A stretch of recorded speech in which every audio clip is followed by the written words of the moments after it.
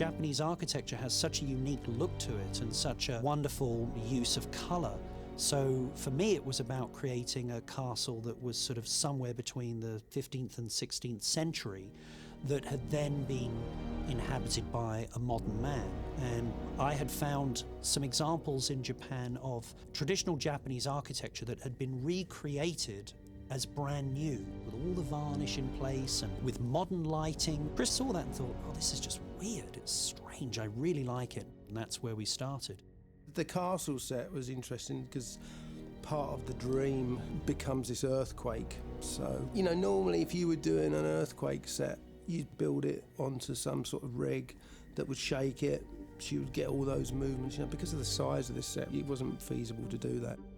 Wally Pfister, my director of photography, is a tremendous creative ally in terms of how the story is going to unfold visually. We looked at a lot of different earthquake devices, camera devices for shaking the camera, but really when you would test them they all looked a little mechanical, and so all of the shaking and shuddering effects for the earthquake are actually done in the old-fashioned way, just by shaking the camera. We combined that with a lot of Chris Corbold, our special effects supervisor, his expertise in destruction.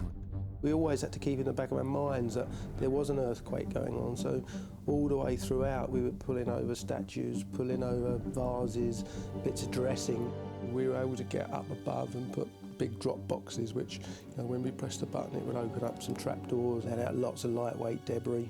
We pre-tested everything, so we knew it was safe to put Leo in there. We had him running through soft debris, dropping on him, and beams were dropping beside him, and glass blowing behind him. And because Leo is very focused, you know that when you said you need to be here, he is there in that position. From A to B, he does exactly what you choreograph, which makes it very easy to put the effects around him.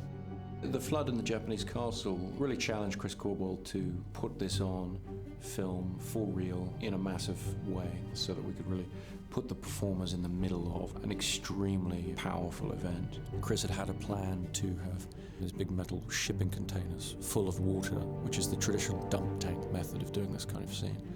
But it became immediately apparent as we looked at the way the stunt would work that we wouldn't be able to have, certainly wouldn't be able to the actors anywhere near it, let alone really even a stunt performer. What Chris and his guys came up with for this film was this extremely clever method of using air cannons.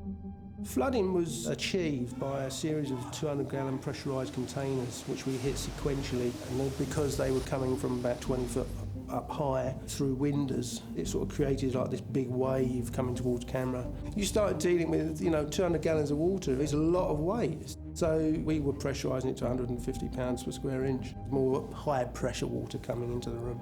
We wanted more of an atomised look rather than the traditional big dump of water, as it were.